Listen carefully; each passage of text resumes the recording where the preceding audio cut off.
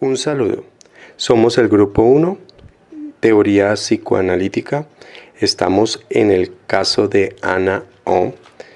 Mi compañera Carolina Hernández, ID 246256. Carolina Sánchez, ID 435601. Y quien le habla, Fernando Augusto Vázquez Espinosa, ID 456917.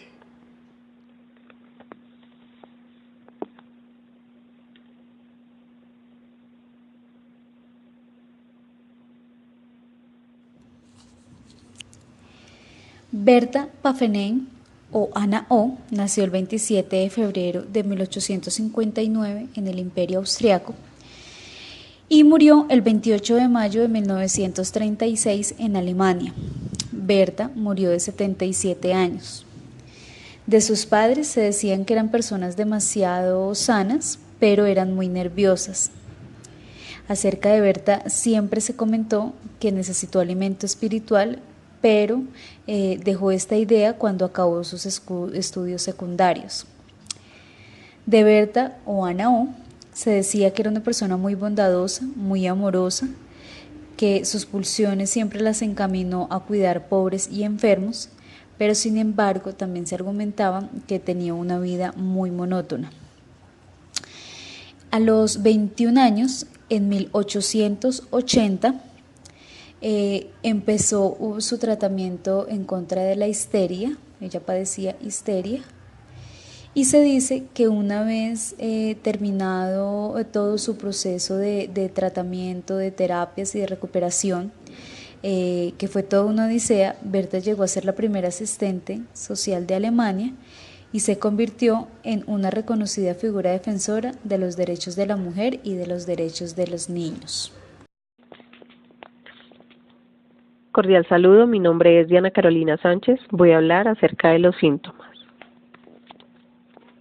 Ana desarrolló una serie de trastornos que incluían parálisis de las extremidades, deterioro de la visión y el habla, alucinaciones, cambios de humor y afección en el lenguaje, entre otros, de los que no se tenía una base fisiológica aparente. Brewer diagnosticó este conjunto de síntomas como un caso de neurosis histérica. La neurosis histérica o trastorno de conversión hace referencia a una afección en la cual una persona presenta ceguera, parálisis u otros síntomas del sistema nervioso que no se pueden explicar por medio de una valoración médica. Aunque hacía muchos años ya se había reconocido la neurosis histérica como un trastorno, no se conocían con precisión sus causas en ese momento.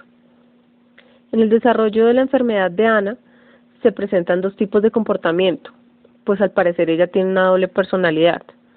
En una reconocía lo que la rodeaba era melancólica y ansiosa, pero más o menos normal. En la otra alucinaba y era atrevida hasta donde sus contracciones se lo permitían.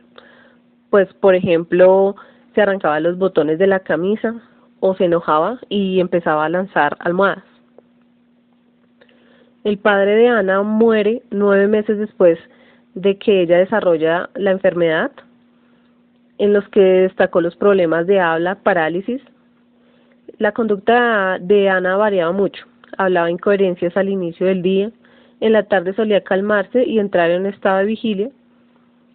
Durante su hipnosis se advierte que ella podía dar relatos, frases o palabras que la dejaban más tranquila y lúcida, y poco a poco se dio forma a un método para aliviar la ansiedad y los síntomas de Ana, así fuera temporalmente. Lo importante de este tema es que precedería a la cura por la palabra o al método catártico, que más adelante sería el referente más importante en los primeros acontecimientos que condujeron al psicoanálisis. Bueno, ahora les voy a hablar sobre el tratamiento. Pues entre los últimos síntomas y de las últimas situaciones que presentó Berta fue que empezó a sufrir de hidrofobia. A ella se le volvió imposible beber. Ella duró unas 6 semanas comiendo solamente frutas, que era pues lo único que le podía producir a ella la hidratación. Lo que le provocó a ella la hidrofobia fue que, y lo que hizo que se le bloqueara su cabeza y que se le volviera algo asqueroso, fue que vio que su empleada le dio era de beber a su perro, pues a su mascota, del mismo vaso que ella bebía. Entonces esto lo que hizo fue que ella tuviera un bloqueo en la cabeza y jamás pudo volver a beber. Entonces a partir como de ese episodio se dieron cuenta, cuando ella lo empezó a contar, se dieron cuenta que la cura estaba en la cura del habla, que era el método catártico. Es decir, la idea era que ella revelara los hechos traumáticos, o sea, si los hablara parcialmente o los hablara de un momento a otro o de la forma en como ella quisiera hablarlo, en el transcurso del tratamiento. Pues esto se empezó como con una terapia improvisada, pero se dieron cuenta que este era el método de curación para la histeria. Y de allí se basó la teoría del psicoanálisis o pues de la psicoterapia. Berta igual fue internada en centros psiquiátricos en 2 ocasiones, obviamente antes y después del tratamiento. Y a ella le finalizaron la terapia sin que ella estuviera completamente curada. Obviamente a esto Freud lo que hizo fue atribuirle que no estuviera completamente curada, porque Freud censuró mucho la idea de que Breuer tuviera un lazo tan estrecho con la paciente. Él decía que eso no debería pasar porque eso interrumpía las terapias. Pero entre todo lo que se desarrolló con ella, el descubrimiento al que se llegó y lo que se logró fue que ella hablara acerca de lo que ella quisiera en el momento que quisiera y que ella empezara a contar los eventos que para ella habían sido traumáticos. Ese era el método catártico, o como se dice en algunos lados, la cura del habla o la cura por medio de la palabra. Y ya, de esto se trataba realmente el tratamiento que se empezó a usar con Berta, y lo que hizo que fuera el principio de la teoría del psicoanálisis, o que estuviera basada en ello. Conclusión del caso de Anna O. Teniendo en cuenta la participación de Breuer y Freud, definimos que Breuer se dio cuenta fortuitamente que a Anna se le podía librar de una de sus perturbaciones haciéndola expresar verbalmente lo que sentía. Se dedicó entonces a hipnotizarla y a hacer que narrara. De este modo, los diversos síntomas pudieron desaparecer. Los síntomas neuróticos estaban relacionados con acontecimientos aparentemente olvidados del pasado, y simple hecho de volver a recordar esos acontecimientos lograban hacer desaparecer las dolencias. Había entonces una relación entre la ignorancia de ciertos recuerdos y la existencia de los mismos. Anna, al cuidar de su padre, vivió un trauma en su psiquismo. El hacer reaparecer dichos recuerdos producía a este paciente un efecto curativo a dichos métodos terapéuticos. Breuer y Freud llamaron métodos catárticos. En 1893, ambos publicaron una obra titulada El mecanismo psíquico de los fenómenos histéricos, del cual podemos destacar una oración que había sobre esta histeria, y es esta: los diversos síntomas de la histeria están en estrecha conexión con un trauma que es posible descubrir por la hipnosis y la toma de conciencia del mismo por los enfermos que provocan regularmente su curación.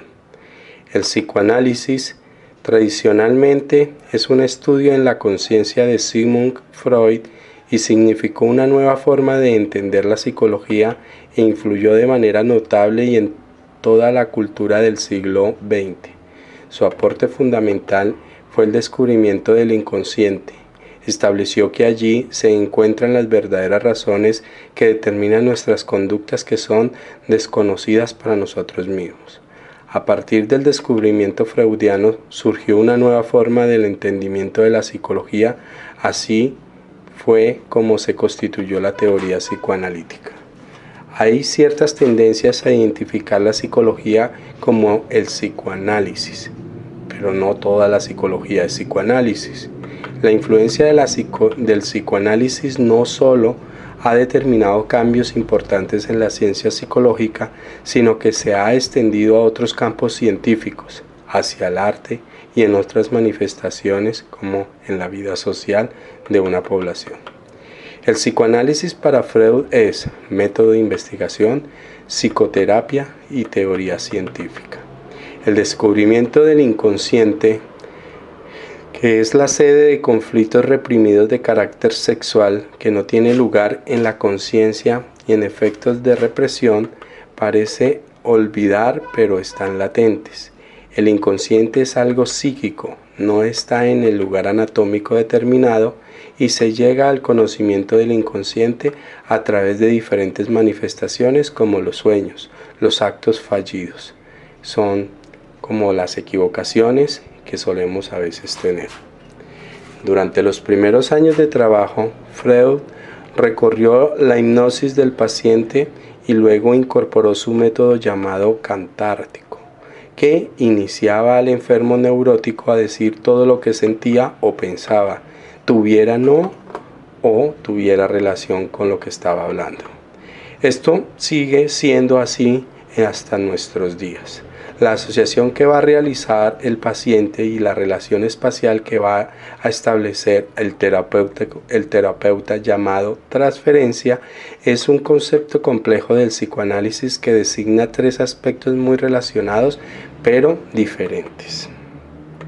Primero, la función psíquica mediante la cual el sujeto transfiere inconscientemente y revive a sus vínculos nuevos, sus antiguos sentimientos, afectos, expectativas o deseos infantiles reprimidos hacia otra persona. Específicamente, la herramienta fundamental con la que cuenta el análisis de Freud en 1900.